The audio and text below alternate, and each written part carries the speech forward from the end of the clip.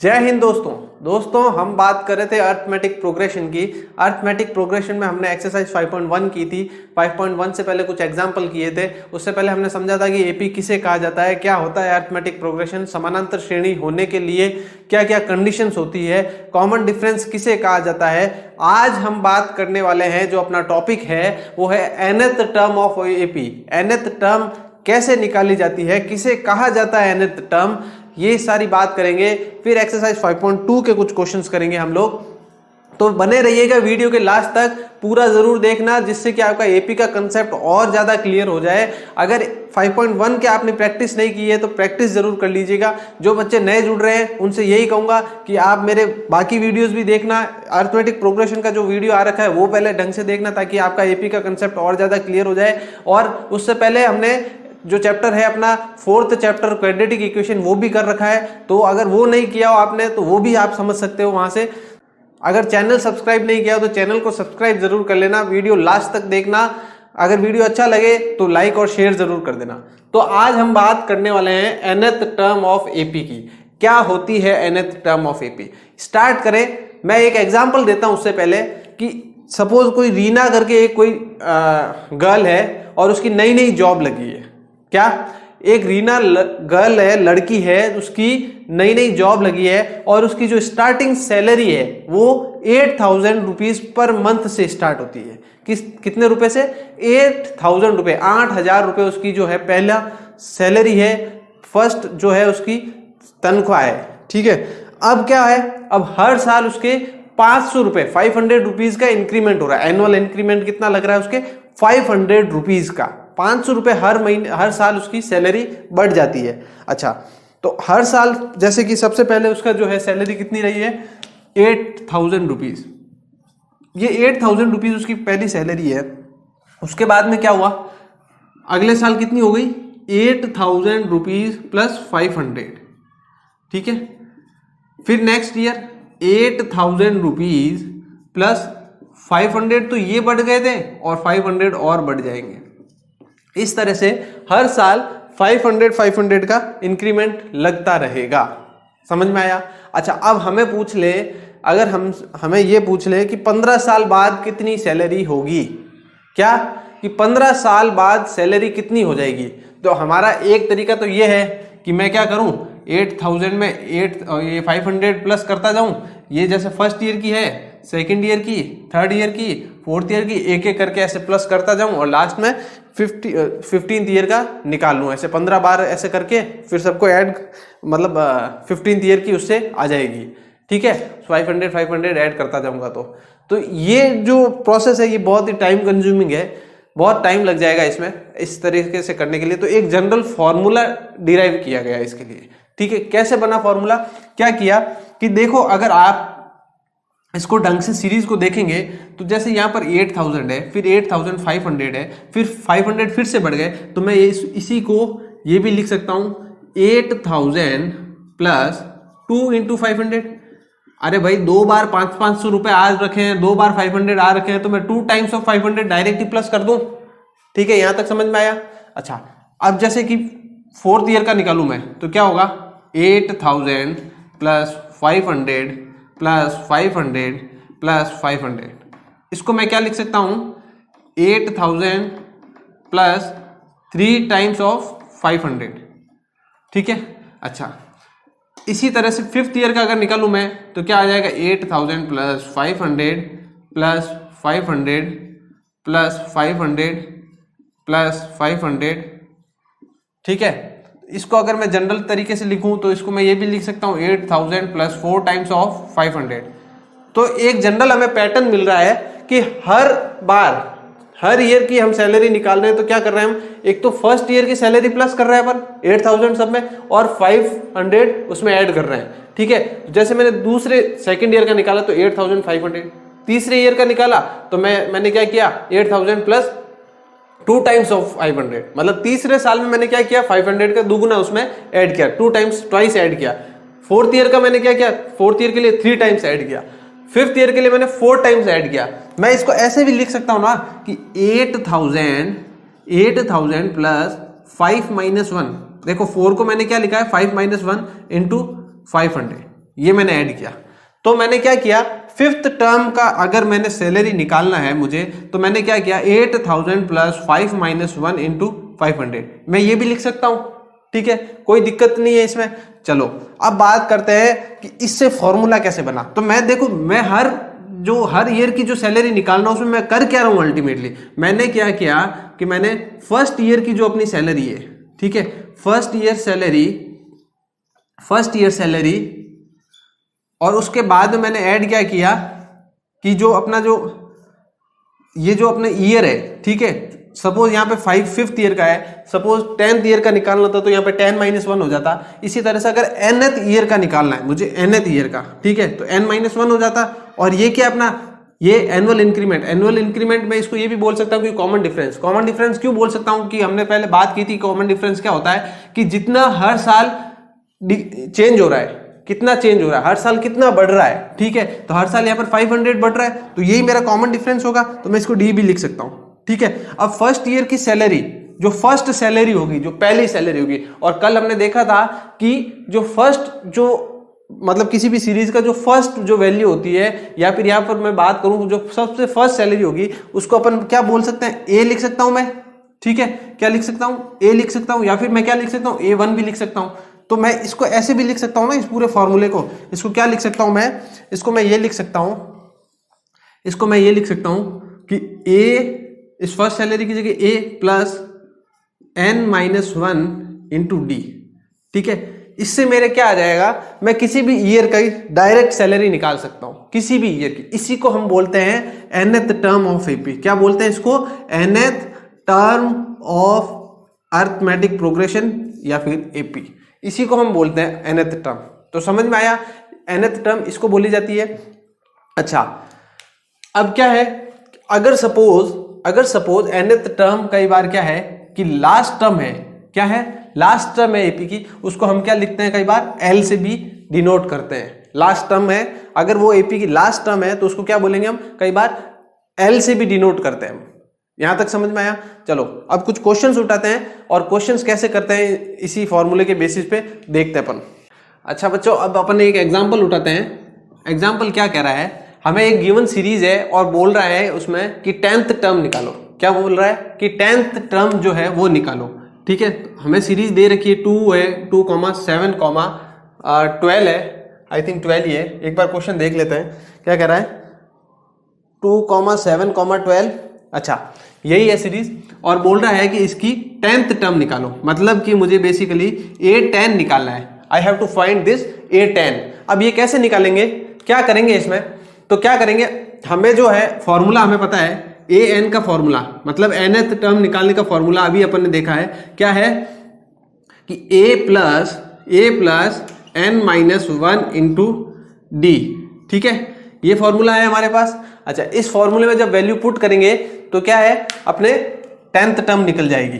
क्या करूंगा मैं, a क्या है अपना, a क्या है 2, अच्छा n क्या है 10th, मतलब 10th टर्म निकालने तो n की वैल्यू क्या हो जाएगी, 10 हो जाएगी, तो 10 माइनस 1। डी मतलब क्या होता है, कॉमन डिफरेंस। कॉमन डिफरेंस क्या करूंगा मैं, कॉमन डिफरेंस कैसे निकालूंगा, A2 माइनस A1 कर लूं, या फिर A3 माइनस A2 कर लूं। तो यहां पर A2 माइनस A1 करूंगा तो क्या हो जाएगा, 7 माइनस 2 क्या आ जाएगा, 5 आ जाएगा, ठीक है। A3 अगर करूं, A3 माइनस A2 तो क्या हो जाएगा, 12 माइनस 7 इज इक्वल टू 5 आ जाएगा। तो मतलब डी दोनों ही केस में क्या आ रहा है, 5 है, तो डी अपना 5 है, तो 2 प्लस 10 माइनस 1 कितना हो जाएगा, 9 इंटू 5, ये हो जाएगा 2 प्लस 9 5 45, और 45 plus 2 which is equals to 47। तो ये अपना एग्जाम्पल फर्स्ट था। तो इसमें अपने को जो है 10th टर्म निकालनी थी, और 10th टर्म जो है अपन ने ऐसे इस तरीके से निकालेंगे, जो अपना general formula a plus n minus 1 into D, उसमें वैल्यूज रखेंगे a, n और d की, और हमें 10th टर्म मिल जाएगी, ठीक है। अब एक्सरसाइज के कुछ क्वेश्चंस करते हैं, जिससे एग्जाम्पल के क्वेश्चंस अपन आज ज्यादा नहीं करेंगे, एक्सरसाइज के क्वेश्चन अगर समझ में आ गए तो एग्जाम्पल्स आपसे हो जाएंगे आराम से।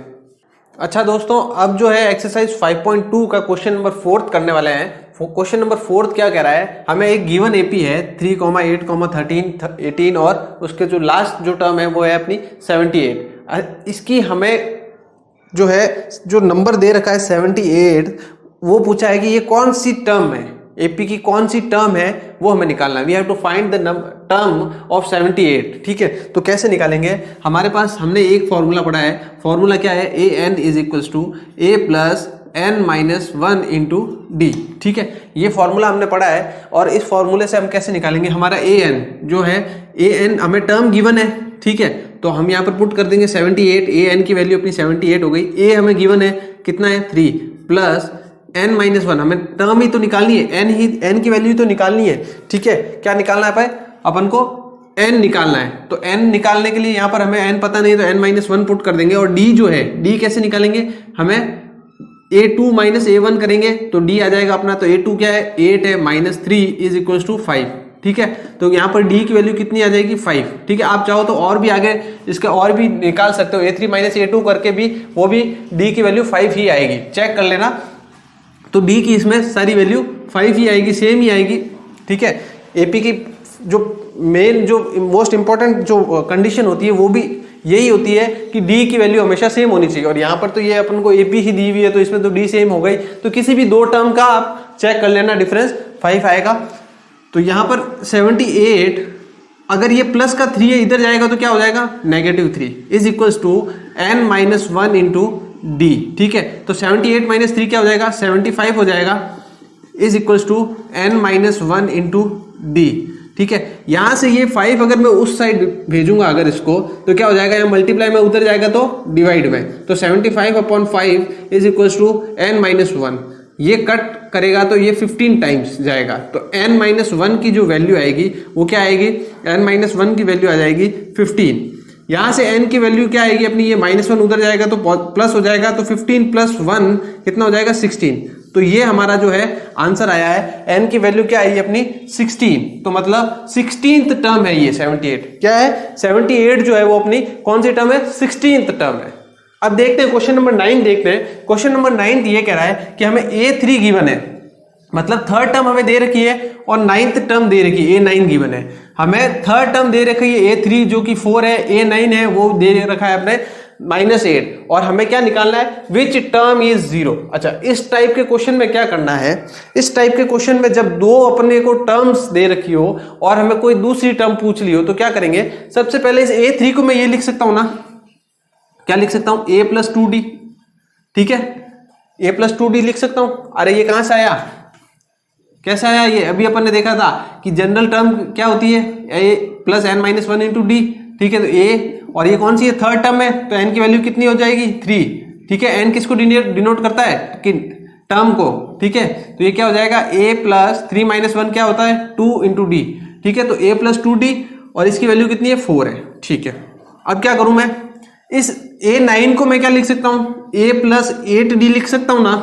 ठीक है, इसकी वैल्यू क्या है? -8। अच्छा, अब हमारे पास ये दो लीनियर इक्वेशंस आ गई है, ये फर्स्ट और ये सेकंड इक्वेशन।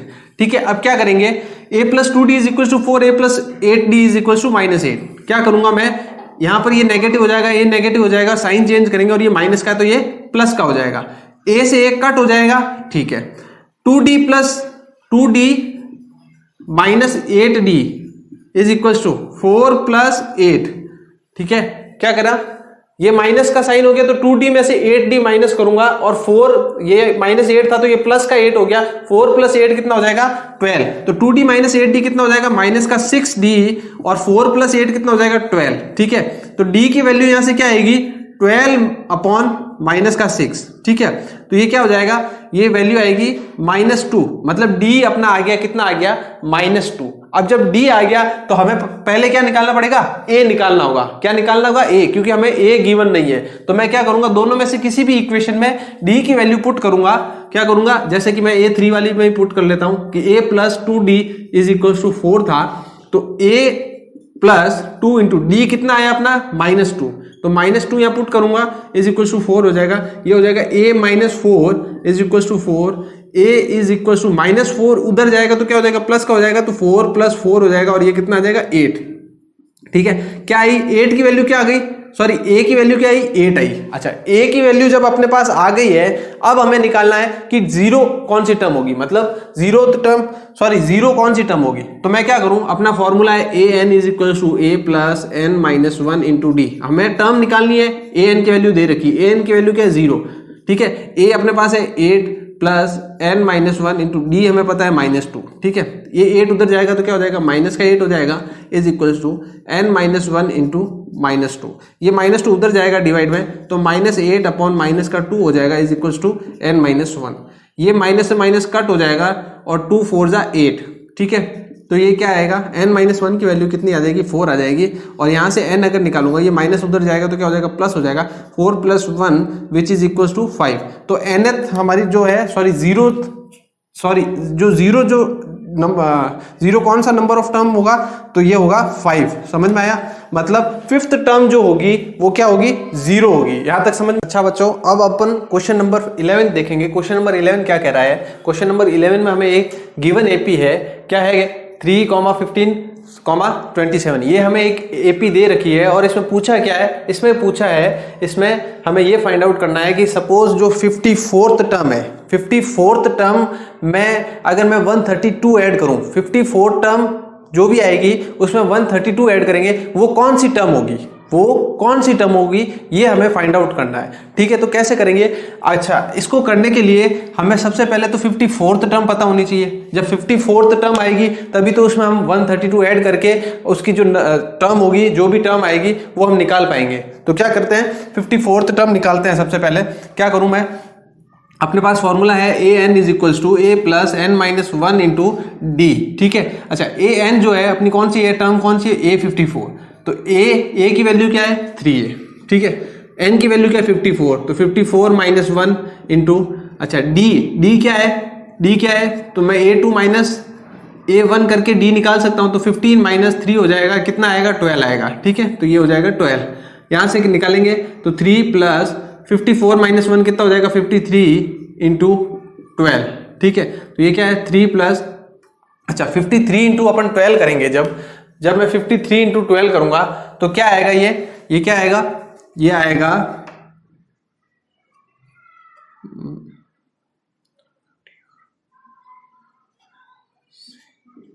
ये आएगा 636। आप मल्टीप्लाई करके चेक कर लेना, ये 636 आएगा, ठीक है। अब जब मैं इसमें 3 ऐड कर दूंगा तो ये आ जाएगा 639, ठीक है। तो मेरा A54 जो आया है वो कितना आया है, 639 आया। अब क्या पूछा है, जब मैं इसमें 132 ऐड कर दूं, अगर मैं इसमें 132 ऐड कर दूं तो वो मेरी कौन सी टर्म होगी। तो सबसे पहले तो मैं क्या करूं, इसमें 132 ऐड करता हूं, ये हो जाएगा, ये कितना हो जाएगा, 771। मतलब मेरा जो है अब टर्म आ चुकी है, मेरे पास जो है नंबर आ चुका है कि 771 जो है इस एपी में जो भी नंबर आएगा 771 वो कौन सी टर्म होगी। तो हम क्या करेंगे, यहां से निकाल लेंगे।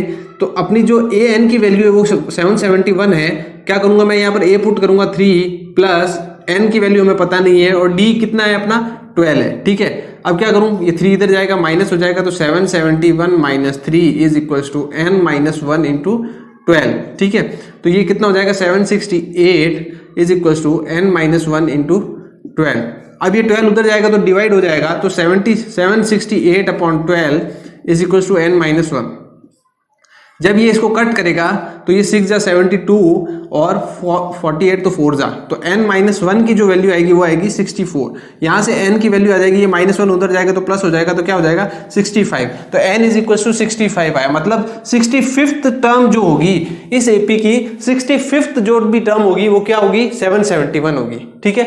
अब नेक्स्ट क्वेश्चन 14th क्वेश्चन हम देखते हैं। 14th क्वेश्चन क्या कह रहा है कि 10 से लेके 250 के बीच में, 10 से लेके 250 के बीच में ऐसे कितने नंबर है जो कि 4 से डिवाइड होंगे, जो कि 4 से डिवाइड होते हो, ठीक है। तो क्या करेंगे, अब देखते हैं अगर 10 डिवाइड होगा क्या, 10 डिवाइड नहीं होगा। तो 4 से डिवाइड होने की जो कंडीशन है दोस्तों, 4 से डिवाइड होने की कंडीशन ये है कि लास्ट के 2 डिजिट जो है वो 4 से डिवाइड होने चाहिए, ठीक है। सपोज जैसे कि यहां पर 10 जो है ये डिवाइड नहीं होता, अब जो 10 के बाद में जो फर्स्ट नंबर जो डिवाइड होगा वो क्या होगा, 12 होगा, उसके बाद में 16, फिर बाद में जो है 20 और उसके बाद में 250 डिवाइड होगा क्या। अब इसको चेक करने का क्या तरीका है, लास्ट के 2 डिजिट देख लो आप, लास्ट के 2 डिजिट पकड़ो जो कि अपना क्या है 50, तो 50 डिवाइड होता है क्या, नहीं होता है, ठीक है। तो इससे पहले कौन सा नंबर डिवाइड होगा, वो नंबर होगा 248। 248 जो नंबर है ये क्या है, 4 से डिवाइड होता है। कैसे होता है चेक कर लो आप, लास्ट के 2 डिजिट देख लो, क्या है 48। 48 4 की टेबल में आता है, बिल्कुल आता है, ठीक है।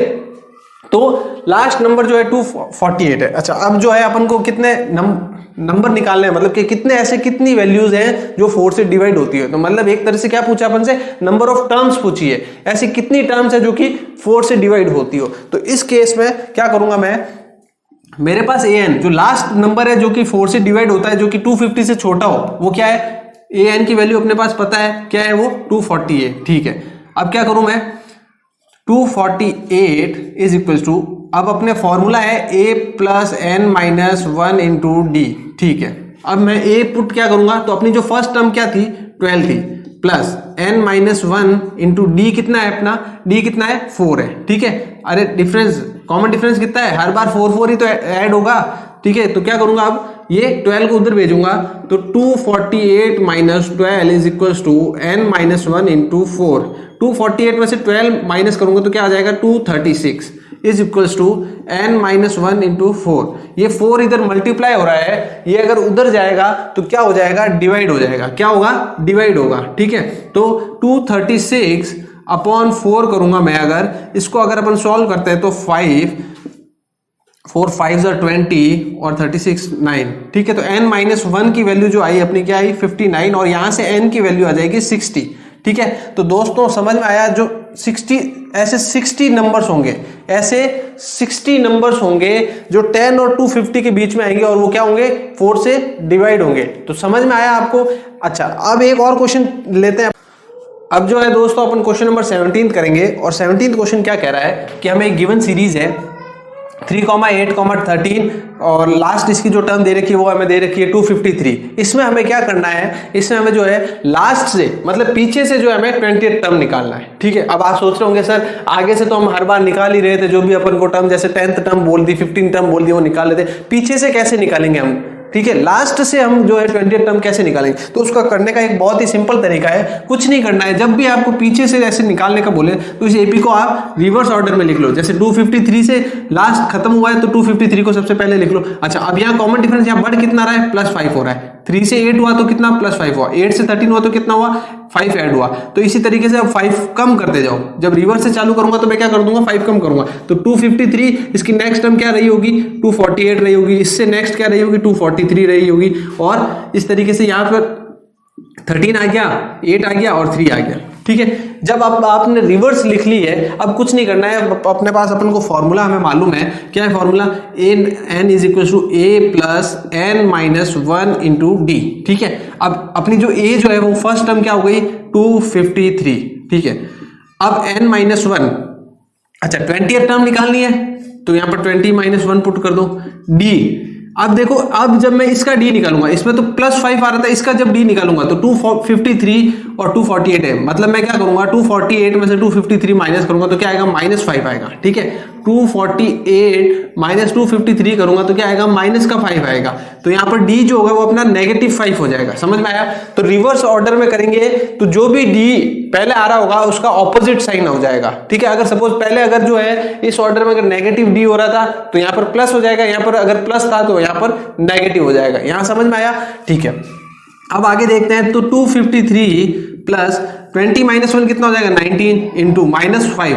253 प्लस, अच्छा 19 इंटू -5 कितना हो जाएगा, ये माइनस का 95 होता है। और 253 माइनस 95 करूंगा तो ये कितना हो जाएगा, 158। मतलब जो अपने जो 20th टर्म जो लास्ट से जो निकालनी थी, जो 20th टर्म होगी फ्रॉम लास्ट, वो क्या होगी 158 होगी। तो उम्मीद करता हूं आपको ये समझ में आया होगा। आपको करना कुछ नहीं है, आपको बाकी के जो भी क्वेश्चंस है वो घर पे ट्राई करना, एक्सरसाइज के एग्जांपल्स भी ट्राई करना, जो क्वेश्चन एक्सरसाइज के बच गए हैं वो सारे ट्राई करना आपको। अगर जो क्वेश्चन समझ में नहीं आए, जो क्वेश्चन में डाउट हो, वो आप कमेंट सेक्शन में जरूर डालना। फीडबैक मुझे देते रहिए कि आपको क्या समझ में आ रहा है, कैसा आपको लग रहा है, पसंद आ रहा है कि नहीं आ रहा है। अगर जो आपके कुछ चेंजेस अगर आप चाहते हो तो वो चेंजेस भी करेंगे हम, ठीक है। आप मेहनत में कोई कमी मत रखिए, क्योंकि अब जैसे आपको पता है कि टर्म 2 अब ज्यादा दूर नहीं है। और दोस्तों ये जो 10th और 12th जो है ना, ये 10th और 12th ऐसे जिंदगी के दो पड़ाव है जो जिसमें जिंदगी आपको सिर्फ एक बार मौका देती है, सिर्फ एक बार। तो ये आपके लिए लास्ट मौका है, समझ गए। दूसरा मौका चाहिए तो एक ही तरीका है, फेल होना पड़ेगा दूसरे मौके के लिए, समझ में आया। अगर जैसे कोई जॉब के लिए इंटरव्यू देता है, कोई जॉब के लिए कंपटीशन एग्जाम देता है, तो उनमें तो क्या है, एक में फेल हुए तो दूसरा एग्जाम दे देंगे, दूसरा फेल हुआ तो तीसरा दे देगा, समझ में आया। लेकिन ये जो 10th और 12th है ना, इसमें परफॉर्म करने का जिंदगी आपको सिर्फ एक मौका देगी। एक मौके में अगर आप ढंग से परफॉर्म नहीं कर पाए तो वो उसका मलाल, उसका अफसोस आपको जिंदगी भर रहेगा, ये याद रखना आप लोग। तो इसको लास्ट, मतलब कहने का मतलब लास्ट चांस की तरह मान करके उसी तरह से मेहनत में जुट जाइए और एकदम दमदार तरीके से मेहनत कीजिए। ये मान लीजिए कि अब आप ये मत सोचो कि 26 अप्रैल तक का टाइम है, आप ये सोचो 26 अप्रैल तक जो अपने पास जो डेज जो रिमेनिंग है, मोटा मोटी तौर पे जो भी है अपने पास 58-60 डेज जो भी है अपने पास जो, तो आप वो डेज काउंट करिए कि मेरे पास अब 58 डेज है, ठीक है। आप अपने जो भी अपनी जो कॉपी है, जो भी नोटबुक है, उसमें ऐसे 50 डेज 58, 57, 56 ऐसे लिख लीजिए और डेली का एक से कट करते रहिए। उससे आपको जो टाइम की जो वैल्यू है ना वो याद रहेगी हमेशा, मतलब पता चलती रहेगी कि हाँ अब मेरे पास इतने डेज कम हो गए, इतने डेज कम हो गए, समझ में आया। तो आपको अब आपको जो भी परफॉर्म करना है उसके लिए आपके पास टाइम सिर्फ इतना ही है, 57, 58, 59 जो भी डेज है,